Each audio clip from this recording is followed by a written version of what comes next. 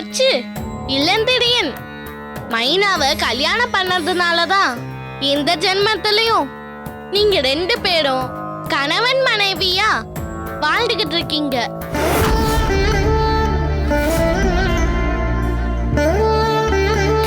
சின்னையாவுக்கும் எனக்குமான பந்தம் 3 ஜென்மமா தொடருதுன்னு நீ சொல்றத கேக்குறப்ப எப்பா என் உடம்பெல்லாம் சிலிர்க்குது.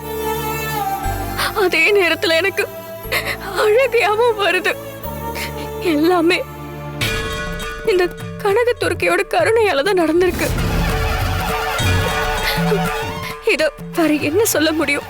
ஆனா இந்த அம்மனோட அருள் இருந்தாலும் இயற்கை விதி வேறையா இருக்கே.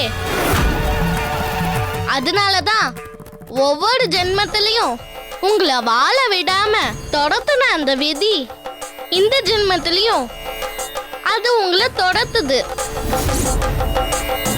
உன் சின்னையா சின்ன ஜமீன் இளந்தரியனாவும் நீ பூக்காரி மைனாவாவும் பிறந்த அந்த ஜென்மத்துல உங்களை பிடிச்ச அதே விஷய கன்னிகா தான் இந்த ஜென்மத்திலையும் உங்களை பிரிக்க பாக்குது. என்னது விஷ கன்னிகாவா? ஆனா அவளதான் சின்ன ஜமீன் வாளால வெட்டி கொன்னுட்டாருன்னு சொன்னியே. அப்போ அவளோட உடல் தான் அழிஞ்சது.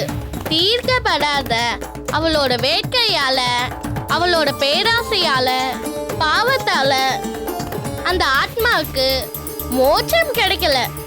அதனால அது அழியல. 3 ஜென்மங்களா பாம்பு புத்துக்குள்ள தவம் இருந்து பல மடங்குங்களா அவளோட சக்தியெல்லாம் பெருக்கிக்கிட்டு தன்னோட லட்சியத்தை அடைய இந்த ஜென்மத்திலையும் மனுஷியா உருவெடுத்து வந்திருக்கா.